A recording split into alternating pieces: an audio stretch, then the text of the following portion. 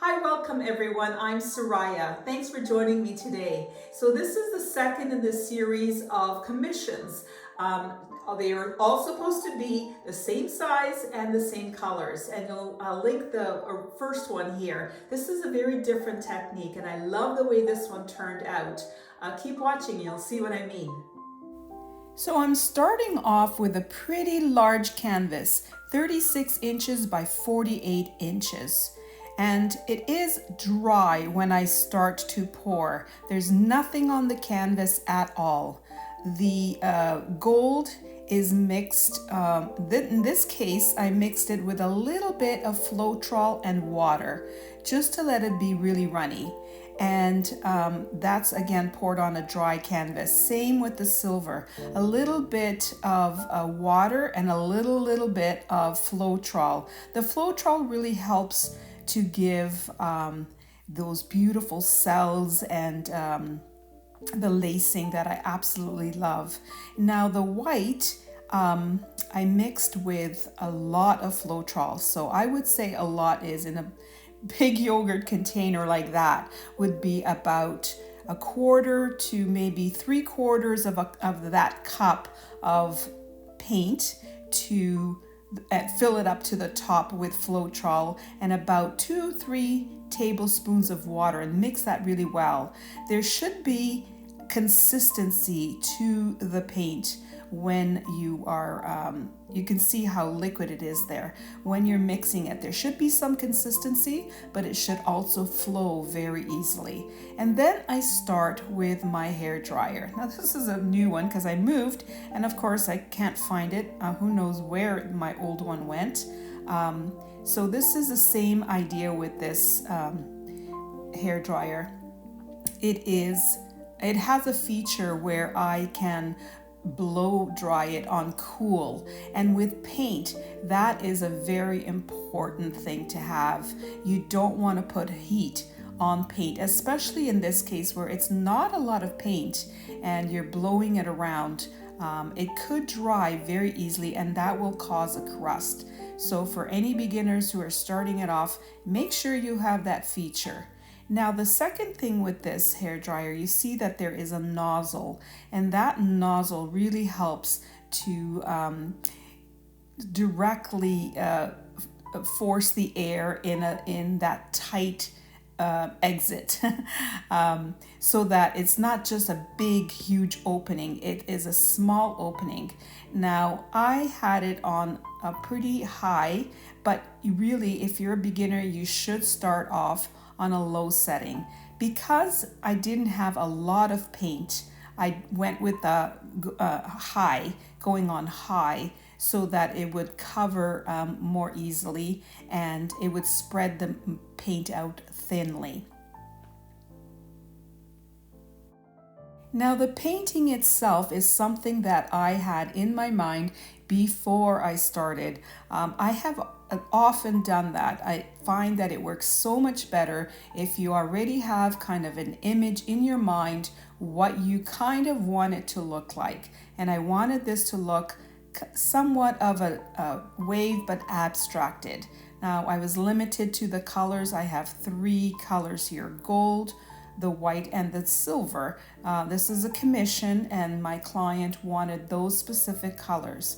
So it's important to have that plan in your mind before you start. I find that when I don't, or I think I kind of have a general direction of where I'm going, it doesn't work out quite as well. It's always better to have a really good idea of how you want it to look.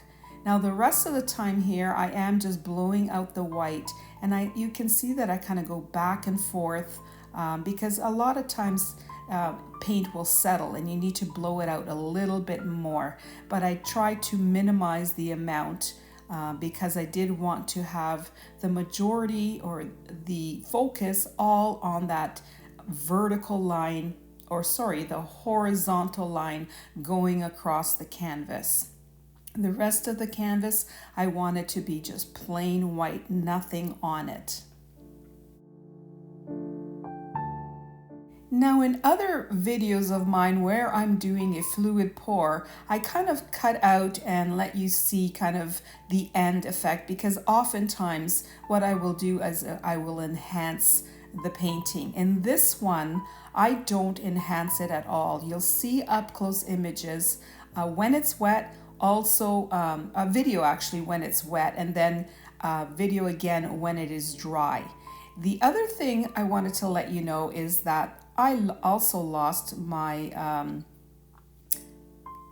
my torch, and so if there were any bubbles, I kind of had to go along and look at them and try to prick them so that they wouldn't appear at the end result. But really, I didn't find that there were that many. I was being super careful, and also the paint was mixed very slowly. The more you kind of mix vigorously, the more air and more bubbles will appear in your paint. So be careful when you're mixing up your paints. So I didn't find that I had a lot of bubbles. I was very careful about that. So there's a few things for you to keep in mind.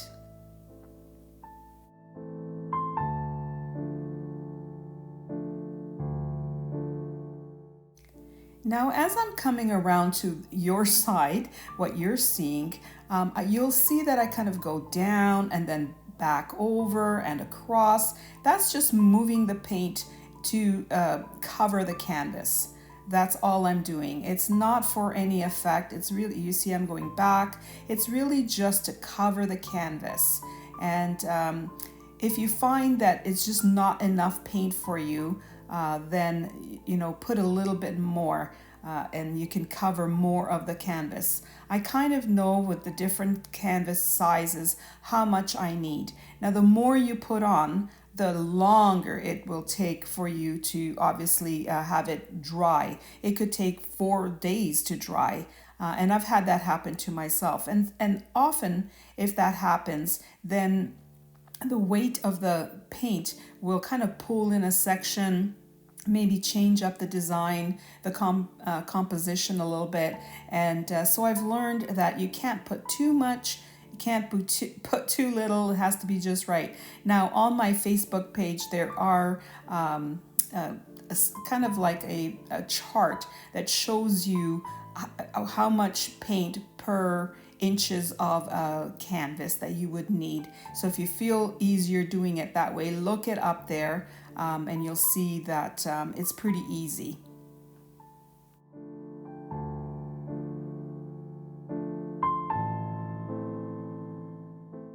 Now, if you're new to my channel, I would love it if you would subscribe, give this video a thumbs up. I've got lots of different kinds of videos, not just fluid pours. I do a lot of paintings with sponges, and I do some fluid pours that I enhance and some that I don't.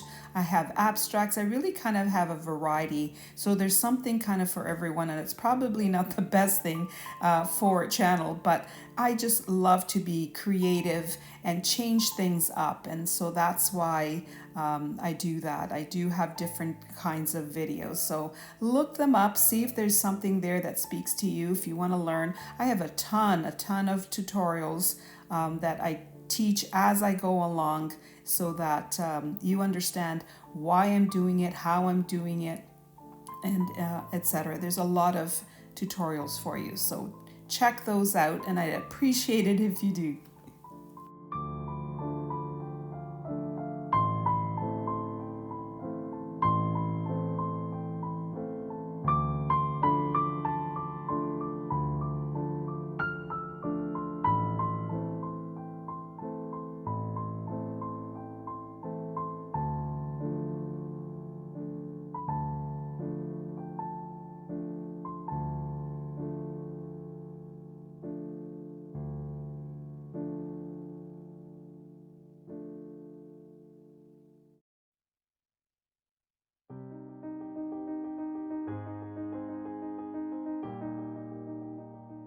Here it is, just moments after I finished, and look at those beautiful, beautiful cells.